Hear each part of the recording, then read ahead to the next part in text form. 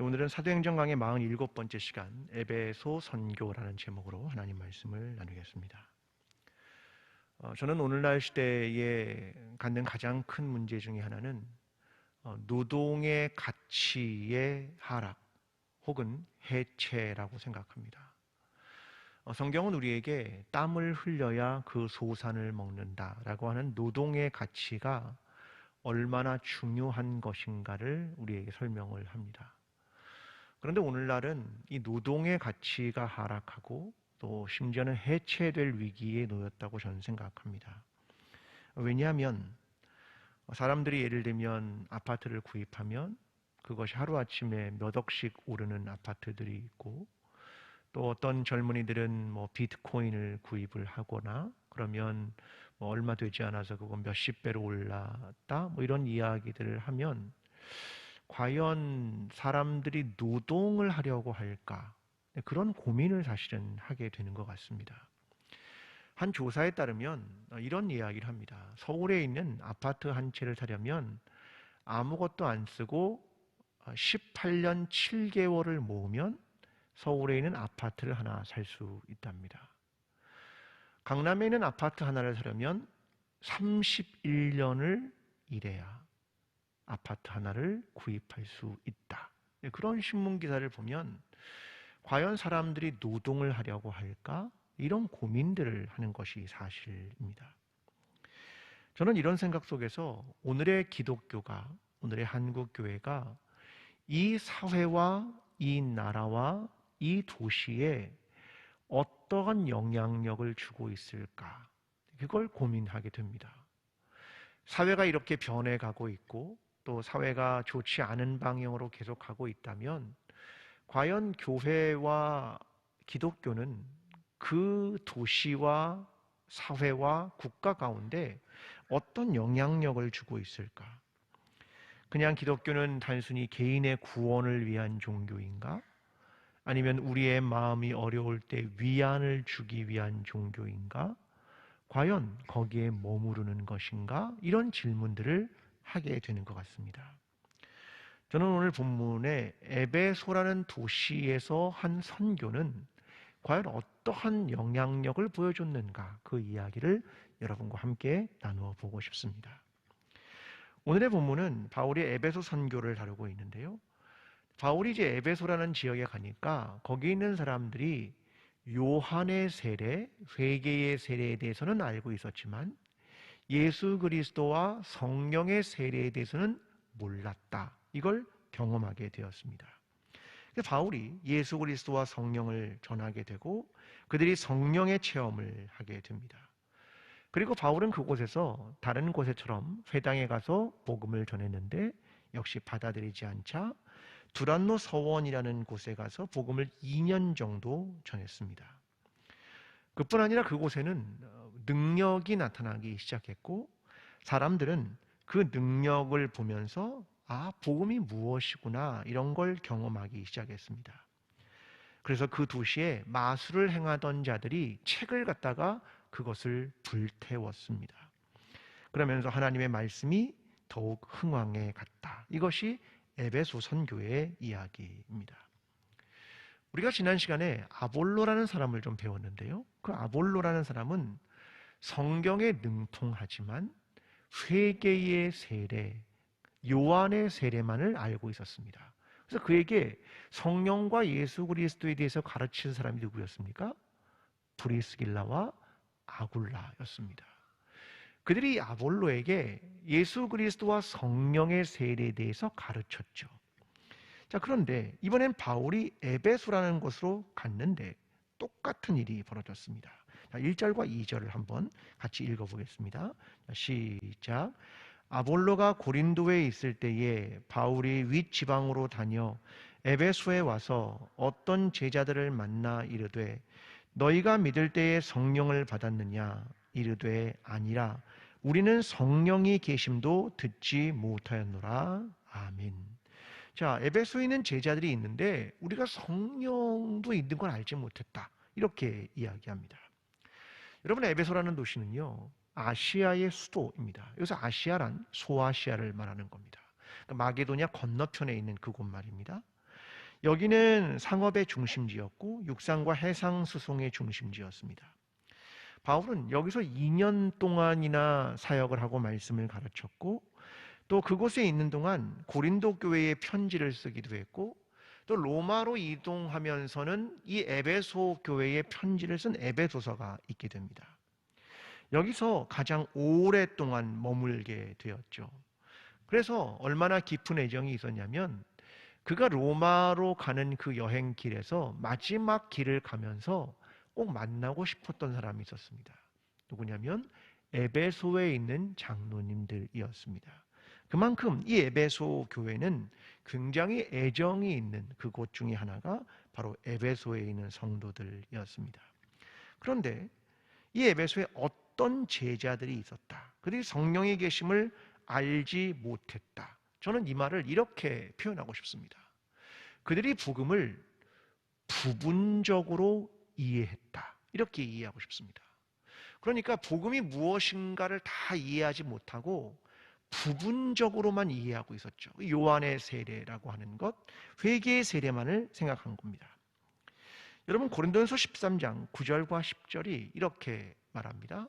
자, 함께 읽어볼까요? 시작.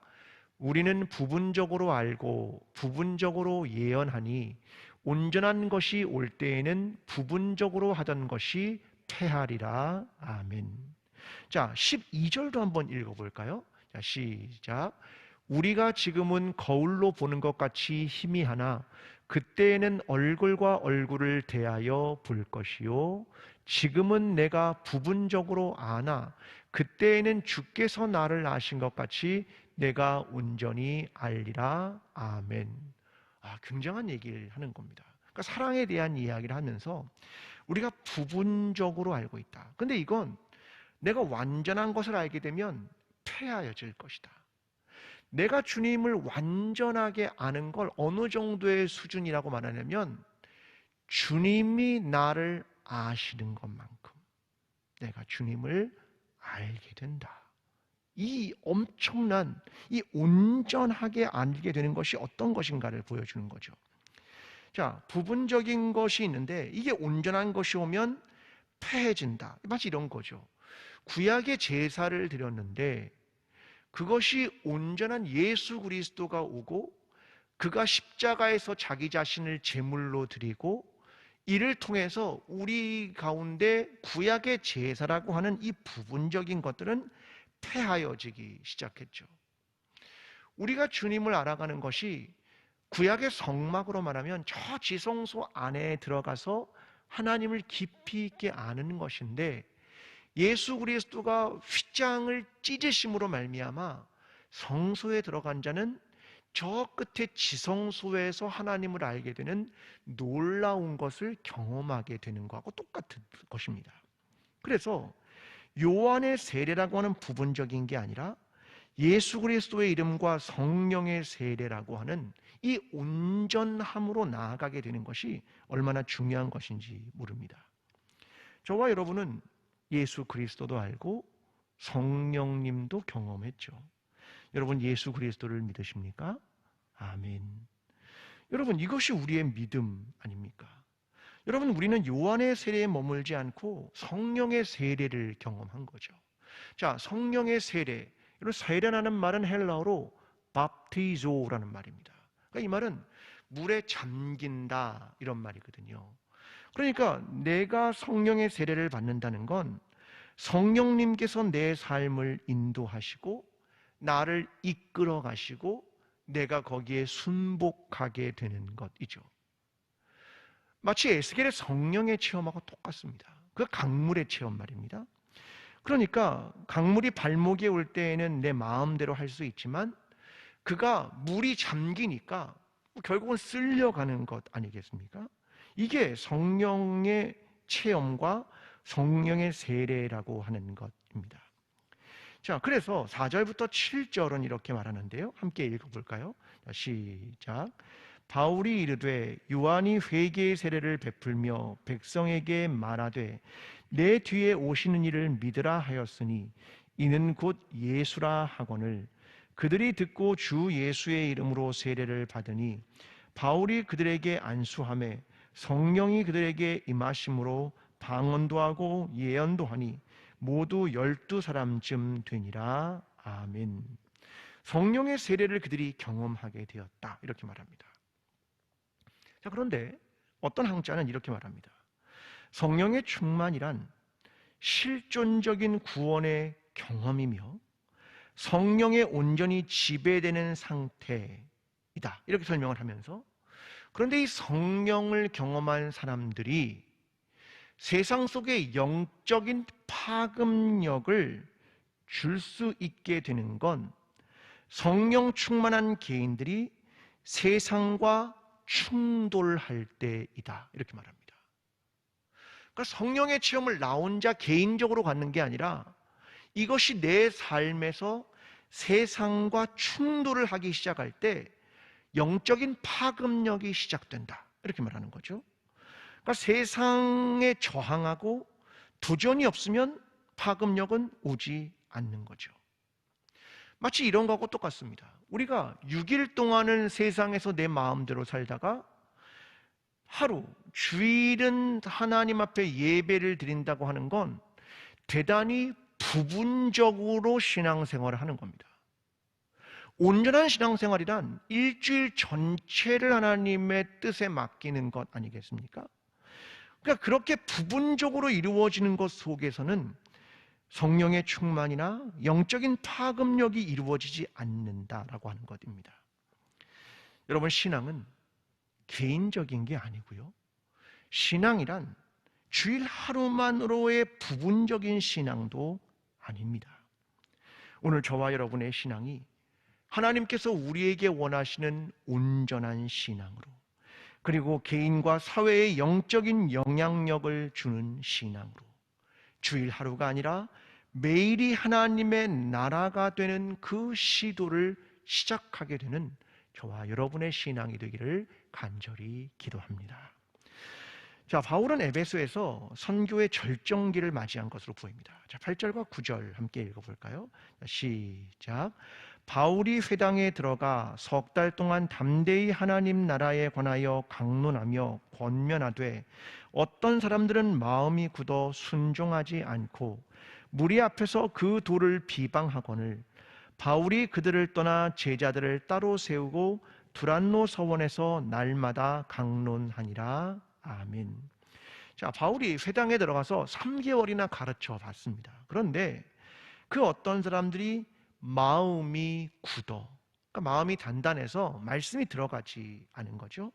그랬더니 바울이 장소를 옮깁니다. 두란노 서원. 자, 이곳은 원래 헬라 철학을 가르쳤던 장소이고요, 사설학원 같은 그런 곳입니다.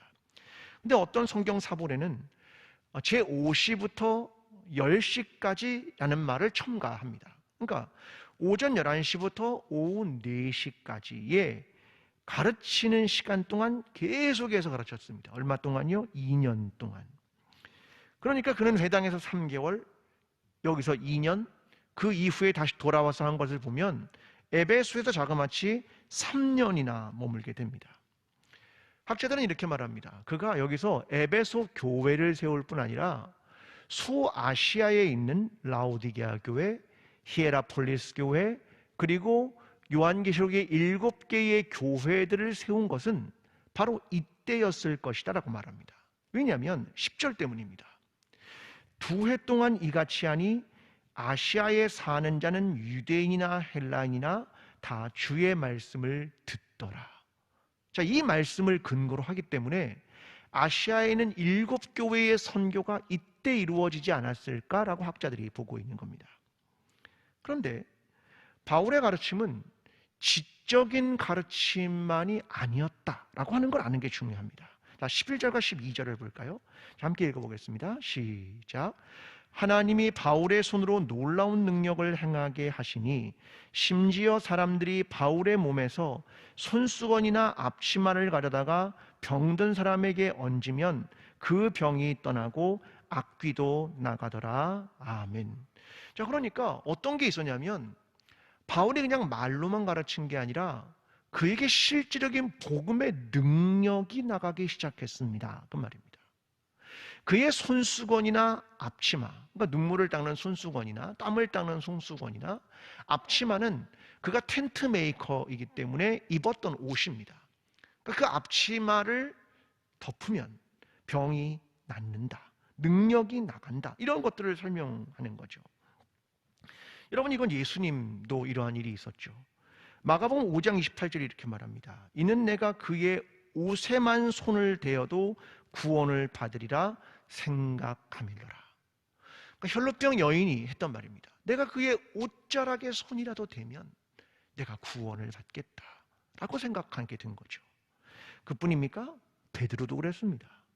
사도행전 5장 15절에 말합니다. 심지어 병든 사람을 메고 거리에 나가 침대와 요 위에 누이고 베드로가 지나갈 때에 혹 그 그림자라도 누구에게 덮일까 바라고. 그러니까 베드로는 그림자라도 덮이면, 예수는 옷자락이라도 만지면, 바울은 그의 손수건이나 앞치마를 가져다가 얹으면 병이 낫는다. 자, 이 말은 뭐냐면 말씀이 실증적으로 드러나는 순간입니다. 복음의 능력이 실제로 드러나는 순간입니다. 여러분, 복음이란 실제 아닙니까? 복음이란 하나님 나라라고 하는 그 운동력이 아닙니까? 근데 여기서 정말 눈에 띄게 보아야 할 건 이겁니다. 사람들은 어떤 능력이 나타나려고 하면 마치 엄청난 기도의 양이 있으면 될 거라고 생각을 합니다. 근데 오늘 보면 이렇게 말합니다. 손수건과 앞치마. 여러분, 이것은 땀과 눈물을 사용했는 물건들 속에서, 땀과 노동의 일상이라는 것 속에서 만나는 그것 속에 하나님의 능력이 머물게 되는 이야기를 우리에게 해주고 있는 겁니다. 야, 이게 뭘까? 땀과 눈물 속에 드러나는 하나님 나라와 능력에 관한 이야기, 그걸 들려주고 있는 겁니다. 그런데 이상한 사람들이 있었습니다. 13절입니다. 함께 읽어보겠습니다. 시작. 이에 돌아다니며 마수라는 어떤 유대인들이 시험 삼아 악귀 들린 자에게 주 예수의 이름을 불러 말하되 내가 바울이 전파하는 예수를 의지하여 너희에게 명하노라 하더라. 아멘. 자, 어떤 마수라는 유대인들이 있었다, 이렇게 말합니다. 자, 그들이 시험 삼아서 악귀 들린 자에게 예수의 이름으로 시험을 해봤습니다. 자, 마술하는 어떤 유대인들, 이 말은 주문을 내는 자, 쉽게 말하면 구마사입니다. 구마사들이 당시에 있었습니다. 귀신을 쫓아내는 시험을 그들이 한 건데요, 여러분, 유대인들의 전설에 따르면 하나님이 솔로몬에게 이 구마할 수 있는 특별한 주문을 줬다라고 사람들은 전설 속에서 듣게 되었습니다. 그래서 주문을 외웠습니다. 그래서 그들은 악귀를 쫓아냈거든요. 그런데 그 주문 속에는 때로는 아브라함의 이름, 때로는 여호와의 이름이 있었는데 그 이름 대신에 다른 이름을 쓴 겁니다. 그게 뭐냐면 바울이 전파하는 예수, 이 이름을 그 구마를 위한 주문으로 사용한 것입니다. 여러분, 이것이 주문입니까? 기술입니까? 공식입니까? 여러분, 혹시 귀신을 쫓아내 보셨습니까? 아주 예전에 저도 중고등학교 때 엄청나게 축사하는 거, 귀신을 쫓아내는 거, 그런 것들을 아마 여러분도 시도해 보셨을지도 모릅니다. 저도 역시 마찬가지로 엄청나게 많이 해봤습니다. 여러분, 그런데 그 중에 유대의 한 제사장 스게와의 7 아들이 있었습니다. 자, 14절부터 16절인데요. 한번 읽어보겠습니다. 시작. 유대의 한 제사장 스게와의 7 아들도 이 일을 행하더니 악귀가 대답하여 이르되 내가 예수도 알고 바울도 알거니와 너희는 누구냐 하며 악귀 들린 사람이 그들에게 뛰어올라 눌러 이기니 그들이 상하여 벗은 몸으로 그 집에서 도망하는지라. 아멘. 자, 악귀가 말합니다. 내가 예수도 알고 바울도 아는데 너희 누구냐? 근데 그들이 누구냐면 스게와의 7 아들, 유대의 한 제사장 스게와의 7 아들이라고 말합니다. 그 뛰어올라서 몸도 상하게 하고 옷도 벗겨서 벗은 몸으로 도망을 했습니다. 여러분, 유대의 한 제사장이라는 말은 당시의 회당의 랍비를 가리키기도 한 말이었고, 실제로 제사장일 수도 있습니다. 그런데 제사장의 아들은 제사장이죠. 그런데 그들이 지금 그들의 옷, 제사장의 옷을 벗김을 당하고 봉변을 당한 것입니다. 이 말을 바꾸어 말하면 이런 말입니다. 제사장인데 무능한 겁니다. 종교의 힘을 빌리려 하는데 무능해진 겁니다. 봉변을 당한 겁니다. 도대체 제사장인데 아무런 힘도 없는 겁니다. 여러분, 오늘날로 말하면 이런 거 아닙니까? 기독교가 있는데 능력이 없는 겁니다. 그리스도인과 그리스도의 공동체가 있는데 영적인 능력이 없는 겁니다. 그들이 무엇인가 채하기 위해서 가졌던 옷마저 벗겨지고 부끄러움을 당하게 되는 것입니다. 여러분, 능력은 어디서 나왔습니까? 바울의 손수건과 앞치마입니다.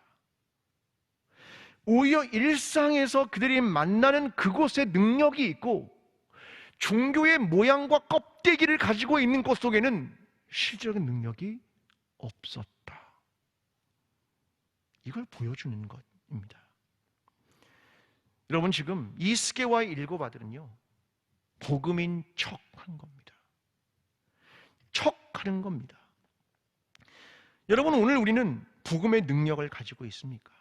아니면 겉으로만 그리스도인 척하는 겁니까?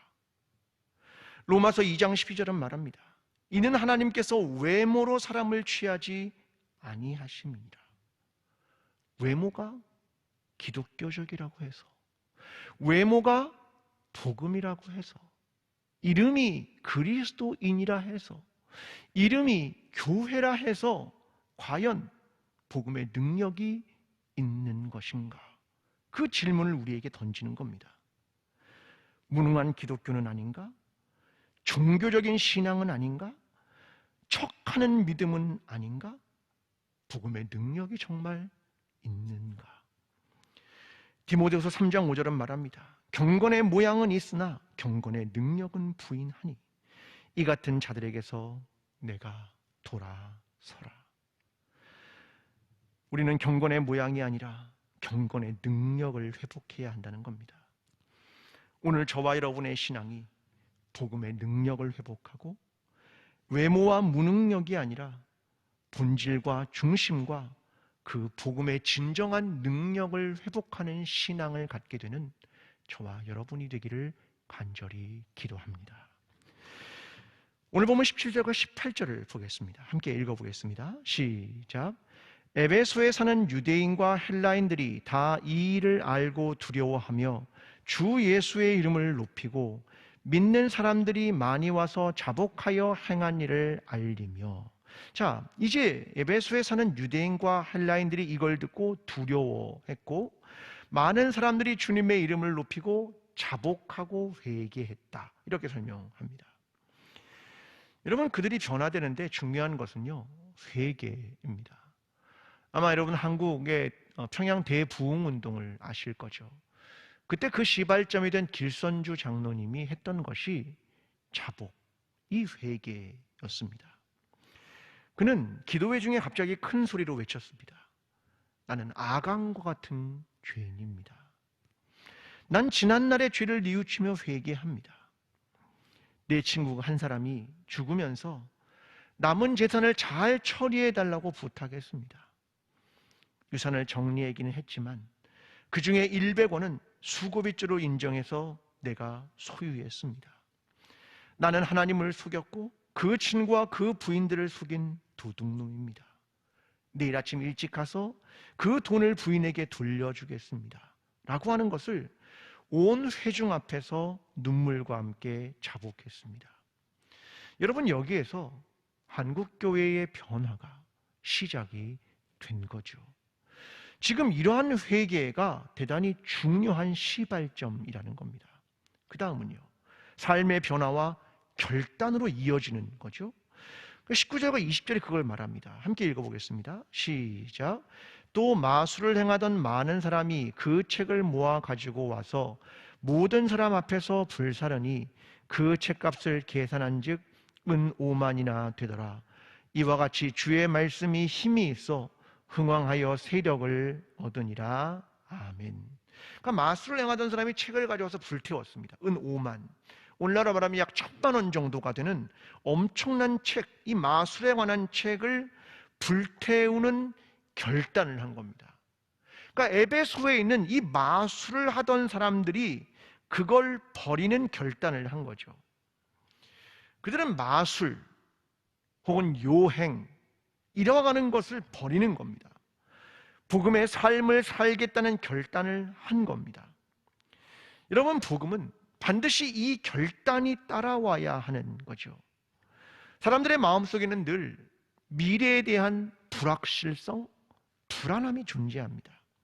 사람들은 그래서 마음속에 요행을 바라기도 하고 마술의 기대를 걸기도 합니다. 여러분, 근데 중요한 건 거기엔 소망이 없다는 거죠. 오히려 중요한 건 이 복음이 가지고 있는 것, 그 의미가 무엇인가를 깨닫게 되는 거죠. 그리고 오히려 더 중요한 많은 것들이 있지만 그 중에 하나는 노동과 수고라는 겁니다. 하나님의 나라와 하나님의 뜻을 찾아가는 그 결단을 하게 된 것입니다. 결국 에베소라는 도시 전체의 분위기가 바뀌고 있다. 그것을 보여주는 겁니다. 마술이 득세했던 도시에 마술책들이 불태워지고 하나님의 말씀과 복음이 득세하게 되었다는 겁니다. 여러분, 이때는요, 사실 성경이 완성된 시대가 아닙니다. 자, 구약 성경이 언제 완성되냐면 AD 90년에 얌니아 회의라는 데서 구약이 정경화되면서 구약 성서가 정해졌습니다. 근데 이건 이미 그 이전입니다. 그러니까 성경은 책이 없습니다, 아직. 그런데 마술은 책이 있단 말입니다. 그러면 책 대 책으로 붙은 게 아니라 마술은 책이 있지만 복음은요, 삶으로, 능력으로, 그것으로 이것이 진리임을 사람들이 증거하기 시작했다라고 하는 것을 의미하는 겁니다.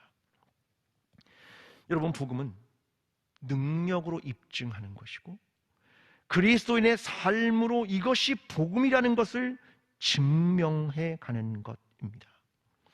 책이라고 하는 경전과 눈에 보이는 것이 아니라 보이지 않는 능력으로 말입니다.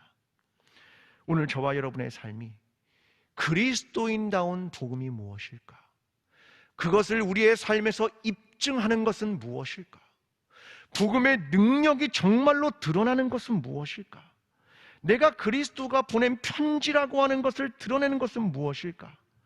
여러분, 그 일을 정말로 우리의 삶을 통해 감당함으로 복음이 복음되고 이 사회와 도시에 하나님의 나라가 임하는 놀라운 경험을 하게 되는 저와 여러분의 삶이 되기를 간절히 축원합니다.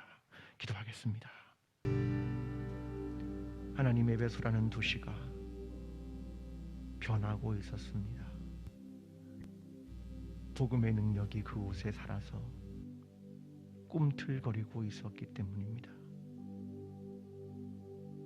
하나님의 말씀이, 복음이 다시 일어서게 도와주시고 우리의 삶을 통하여 예수 그리스도의 복음과 성령의 임재가 사실이며 그것이 능력임을 하나님 우리의 삶을 통해 증명하여 주시옵소서. 우리를 그 도구로 사용하여 주시옵소서. 이제는 우리를 위하여 십자가를 지시고 부활하신 예수 그리스도의 은혜와 하나님 아버지의 끝없는 사랑과 성령님의 교통하심이 오늘 주의 말씀을 듣고 이 세상을 변화시키는 한 사람으로 복음의 능력을 증명해내는 한 사람으로 서게 되기를 원하는 모든 예배자들과 우리 교회 위에 지금부터 영원까지 함께 하시기를 간절히 축원하옵나이다.